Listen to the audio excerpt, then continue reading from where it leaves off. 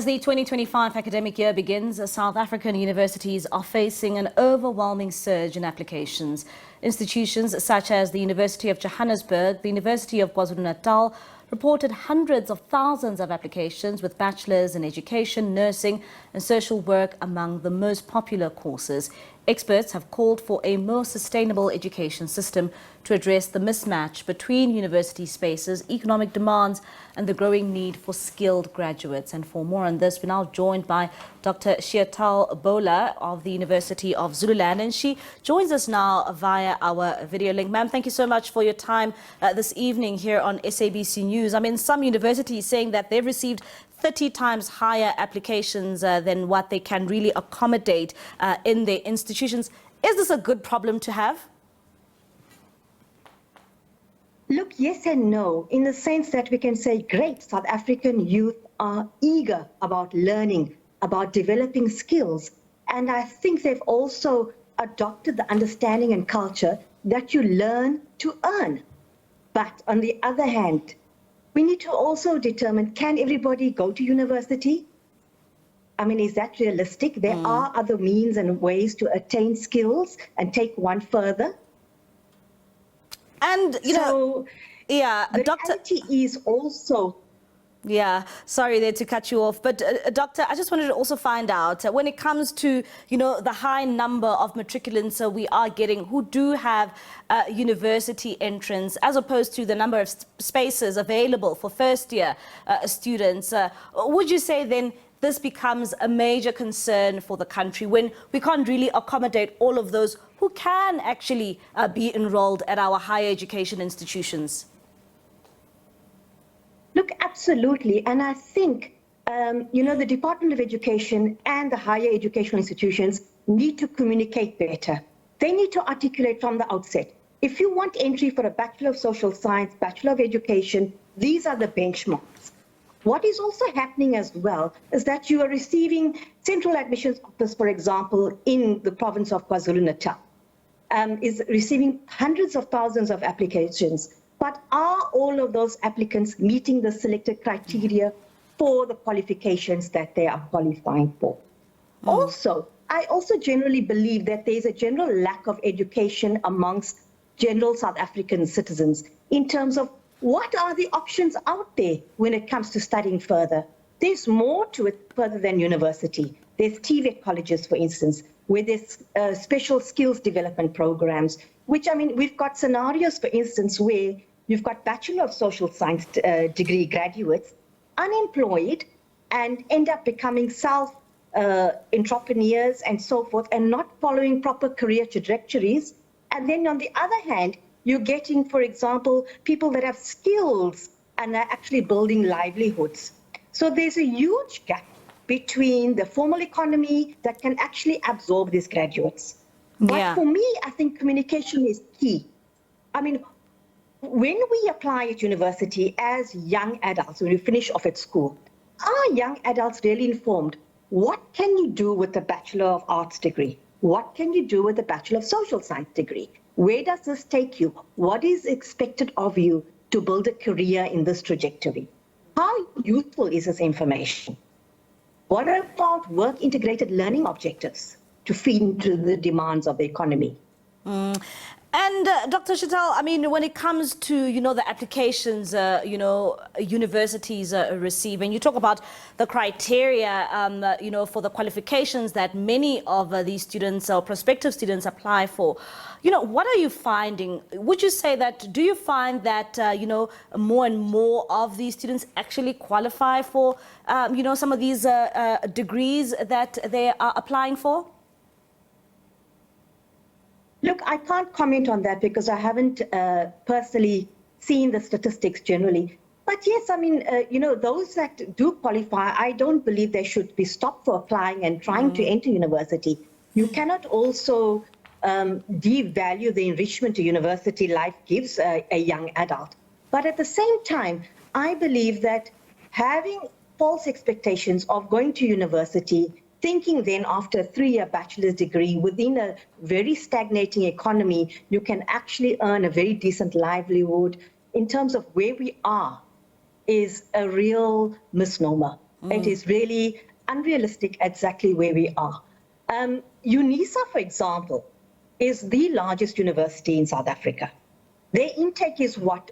Probably approximately 400,000. However, this accommodates all the part-time learners, where it's work-integrated learning approaches, people that are studying alongside developing corporate and work-life experience as well. Yeah. So we've got to also inform people that, you know what, the only option is not only to become a full-time student. There are other options.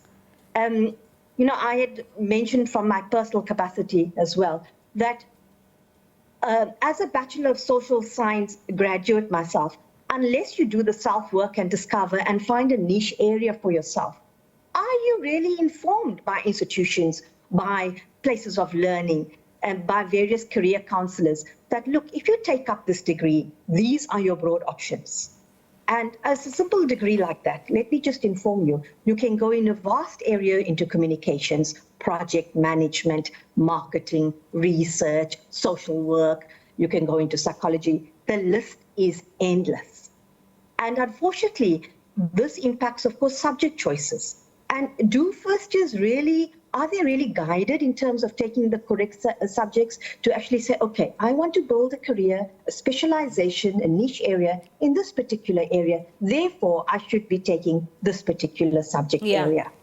So the gaps are very big in that regard. You know, you're left on your own to find your own feet, to decide, okay, and sometimes being a young high school graduate with a grade 12, you think, okay, you take a subject that you like, but is it necessarily always the right subject to build a career?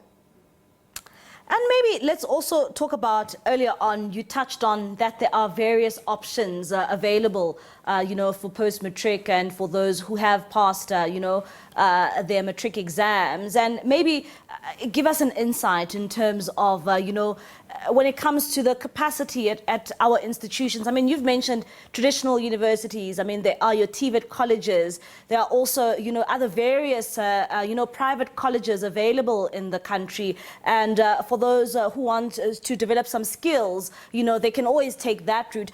Does the country have the capacity, you know, to spread out, you know, post-matriculants or those who have passed a matric to all these various other institutions and other opportunities available? Look, there needs to be some serious development mechanisms put into place. And for me, information, widespread dissemination is key factor here. And private colleges, short-term courses, various other educational types of qualifications should also be vastly more recognized as well by our formal economy as well, that to actually become more viable and a more opportunistic approach in terms of these young people graduating. So there's a lot of work that we need to do. And besides the fact, yes, there are one or two other new universities that are really coming up and so forth, but are the skills learned in universities able to equip one to go out and earn? Remember, we learn to earn ultimately. And I think somewhere along the line, you know, everyone needs to be guided, and this long-term objective has been a bit blurred. Yeah, and I mean, this is how you are saying that, I mean, the likes of having unemployed graduates, and that's something that we should also then curb, that it's good and well that you've been accepted into a university and you're allowed to study, but then there's the issue that later on you'll have to deal with, the issue around being employed or not. And it's painful, and it's a rude awakening for a young graduate, and especially if you look at the average impoverished family in South Africa. And it's not easy to get bursaries and scholarships. So the family would then club together, you know, Ubuntu, they send off this young graduate to universities. I mean, being previously at UKZN and at the University of Zululand, I myself, it's overwhelmingly, it's emotional, it's a beautiful experience to sit at graduations and you see experienced families cheer on graduates, and they're the first graduates in their family. Can you imagine the hope, the emotion around all of that? And then 3 years later, to their dismay, the graduate struggles to find employment. And I remember in 2022, for instance, I was busy partaking in an empirical research study for an academic publication, and I interviewed street vendors in Durban city centre. And if I recall distinctly, a few of those street vendors were Bachelor of Art graduates from UKZN. And that ended up being a measure of desperate needs to earn a livelihood. Look, everyone's got living expenses. So the gaps are wide, and we as a South African, if we want to talk about developing a sustainable society, dealing with poverty, eliminating the uneducating, increasing access to everybody, we've got to deal with these gaps. All right, ma'am, thank you so much for your time and, providing that insight to our viewers.